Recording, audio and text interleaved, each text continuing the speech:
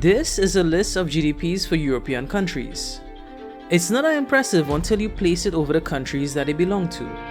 Then add a key, green being the wealthiest and red the poorest. Adjust the hue and you'll see this. Cast your eyes to the right hand side. It is significantly more red, while the ones on the left is a brighter green. Why? Why is Western Europe richer than Eastern Europe?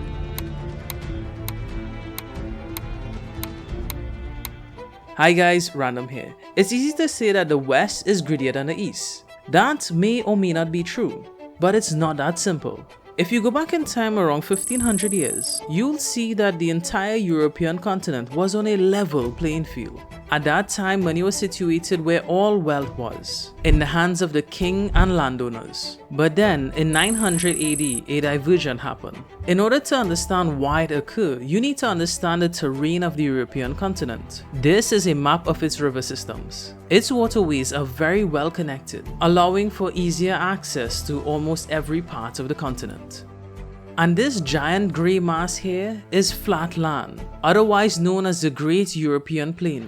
The terrain provided fertile land as well as an easy way to transport goods, allowing for even more wealth to be accumulated. But all of that prosperity came with some consequences. For the West, it was the Vikings. They came from the north and plundered as much as they could. And for the eastern side, using where is now known as Ukraine as a land bridge, marauders came up and invaded the land. This placed a stranglehold on the success of both sides of the continent. Until 900, the western side had developed a very useful tool: men wearing metal-plated armor on the backs of horses. These mounted knights was able to successfully rout the incoming invaders, and as the Vikings weren't able to innovate as quickly, they lost. For the eastern side, they did have innovations, but that land bridge always created problems for them. For the West, the biggest problem that they had was the infighting among themselves. For the East, they had that exact same problem, with the additional threat of being attacked from outside invaders, such as the Mongols or the Ottomans. Those obstacles slow their progress compared to the West. Think about it like this. You're a farmer. You invested your time and money into planting a crop, and when harvest time reaches, it is stolen. That isn't just discouraging. You now lose your ability to plant back crops for the next season, and in order to make up for the shortfall, you need to take out a loan, putting yourself in debt. Also knowing that the next season's crop can also be stolen. This is a very simplified version of events, but it illustrates how destructive marauders and thieves can be.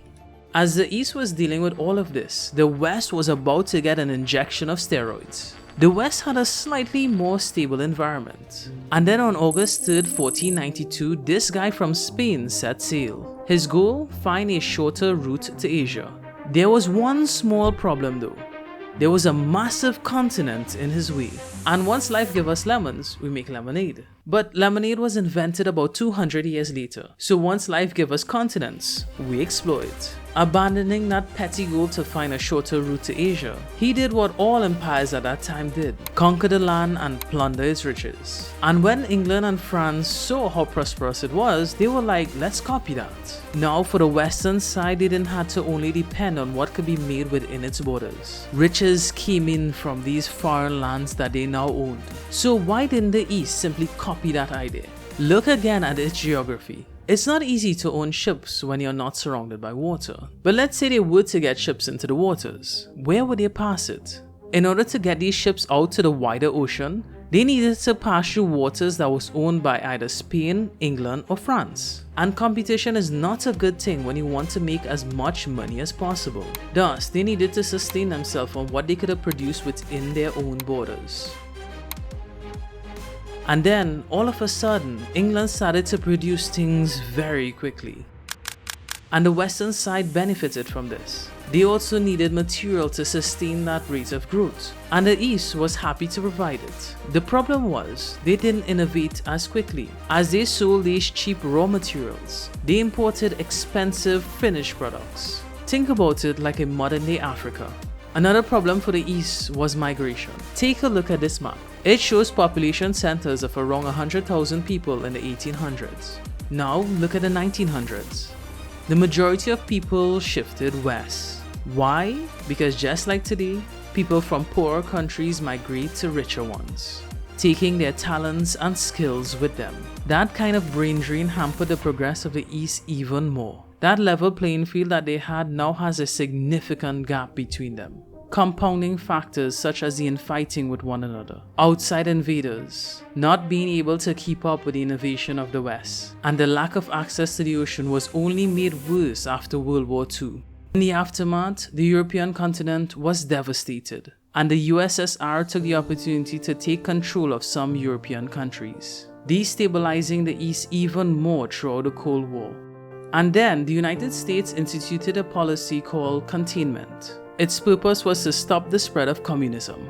It was accomplished by supporting Western European countries by buying auto parts, electronic goods, and raw materials. This injection of capital allowed the West to rebuild quickly and sway them to the side of capitalism. For the East, they were again dealt a bad hand. Businesses do not like unstable environments, so capital was hesitant to go there, hampering their growth because the risk of war could have broke out at any time. After the USSR fell, a period of peace then started. It allowed the eastern side to prosper at its own rate, but this was only after centuries of disadvantages. The reason why the West is richer than the East is because of its location, its geography. They did not have to deal with invaders as often, they had access to trade routes via the seas, they innovated much faster, and of course they had some rich friends. And again, tension has broken out in the region. They will be in the forefront of any conflict. If it does break out, they will be pushed back down even more. The problem that can be overlooked by asking a question like that is that we are comparing East to West. If we compare Eastern Europe to the rest of the world, it is actually a very prosperous place. And for now, the East is on an upward trajectory. GDP is increasing. Hopefully that will be able to continue. Thanks for watching.